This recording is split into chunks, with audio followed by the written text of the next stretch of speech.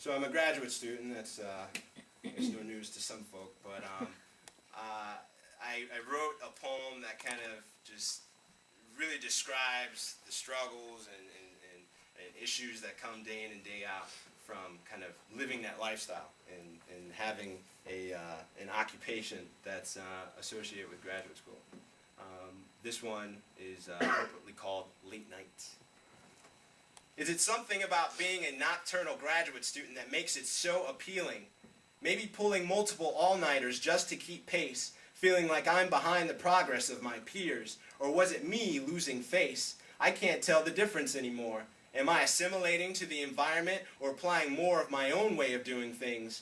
Every new place has its own culture, and as far as I'm concerned, it's all business. 24 hours a day, 7 days a week. If I'm not thinking about my thesis or my research or how much it hurts not to do work, then I'm losing step with the competition.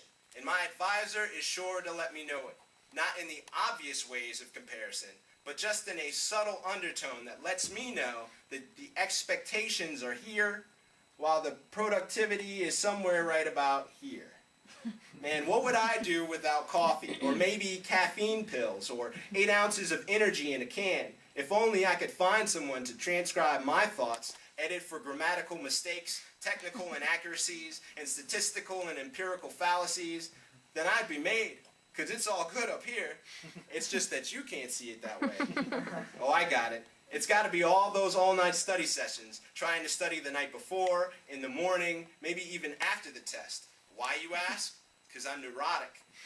Because luck wouldn't have it, after 2 or 3 in the morning, there's no more of that. I met a critical threshold, and then delirium just sets in.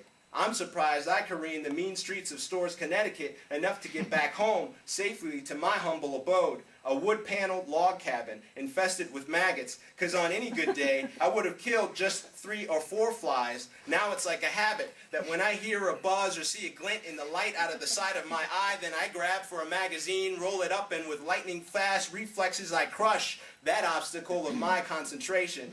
Because who could concentrate with such nagging buzzing in their ear? You're supposed to have nerves of steel, stoic they call it, and have a will to advance the science. So your motto should be produce, produce, produce, even if all other parts of your life are in chaos. And heck, that was just me. No spouse, no babies, no other family obligations. But it's still the daily trials I'm facing have me pressed up against the wall. And sometimes I wonder how staying up late nights, searching for answers to theoretical questions, have me staring at the white walls and seeing things. It's no wonder I'm fine not hanging up pictures, frames, and drawings in my new apartment. It's because those white walls are my mental chalkboards, how I use my imagination to work out regression equations, tie 2 ends of theory together and weave a tapestry, an overlapping mosaic, a stewing pot of old heads' ponderance with a little new influence. So don't be too mad at me for not hanging up all our photos. I'm still searching for my inspiration of a dissertation topic. Oh, I hope you don't have unreasonable expectations that right after I learn a lesson that I can apply it. Study long, study wrong. Well, then what is a repeat serial studier to do? There's nothing pitiful about staying in on a Friday night to study, or go months without having a social life, social contact, any kind of physical contact. Can somebody please just give me a hug? I just need someone to touch me. And it not just be my pastor who anoints my head with oil, or the grazing of an undergrad running down the hall running late to class. Well, maybe for now, I'll pass it off as just life as a graduate student, who gets sleep, who reads his articles on time, who finds it easy enough to synthesize the critical arguments of classically written, theory-driven, cemented in the foundation of my science, psychology, writings, and speak up in class, participate, articulate your arguments, especially when you're called upon, singled out, Socrates style of learning. You have now entered into the school of hard knocks, and no, you will not get a check or a plus on your paper you turn in just because it has words on it. And sometimes it'll be harder to conceptualize how what you write today could get an A, and tomorrow, well, maybe a B minus.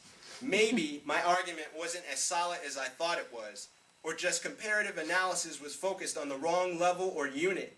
But I did it anyways, even if it was less than an A, because B's get degrees. And even though I get a few degrees less than hot-headed, I'm still going to stay cool underneath the collar, because I'm seeing more in common with my father than just us attending the same university, or that he uses the same set of initials as me, and that we both see our work better with our night eyes, and that a day is only completed when dawn sets in, and it's these late nights that have me appreciating a legacy of where I come from and